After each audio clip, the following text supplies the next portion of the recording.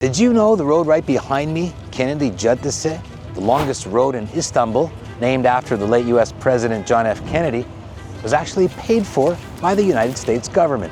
That's right, according to Turkish Historical Society archives and various Turkish university master's thesis papers, this and many other roadways and urban infrastructure was paid by via a loan given to Turkey by the US State Department in the 1950s, a result of something called the Marshall Plan. Now, the roadway wasn't named after JFK until after his assassination in 1963, but putting that aside, to figure out how all this happened, we've got to go back to post-World War II, back to 1945. Europe is in ruins, and the only two world powers are the Soviets and the Americans. Now think about it. The first to swoop in and pick up the pieces gets to lay the foundation on their perspective of the New World Order, their national ideology, their foreign policy. This was the lab experiment, or let's say the building blocks of the inception of NATO, and 40 some odd years later, the European Union. In 1948, under the administration of then US President Harry S. Truman, the Marshall Plan was enacted to provide foreign aid to Western Europe after World War II in the form of $13.3 billion.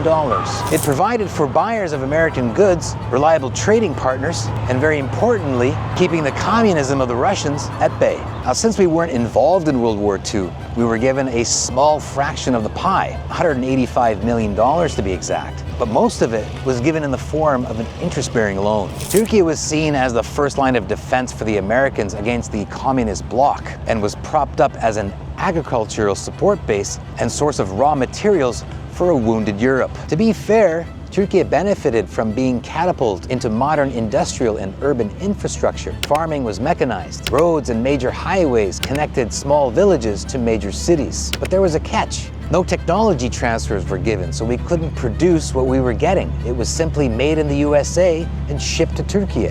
The money lent had 1,000 strings attached. Our own munitions and weapons and aeronautical factories were shelved. Pre-orders were canceled. This wasn't the same for Western European nations like the UK, France, and Germany, where aid money was mainly granted and not loaned. People were free to use tech transfers to further build and innovate, igniting a second industrial revolution, laying the brickwork for a very shiny, polished, and prosperous elite group known today as the G7. Well, that's the story of Kennedy Caddesi and the good, the bad, and the ugly of the Marshall Plan.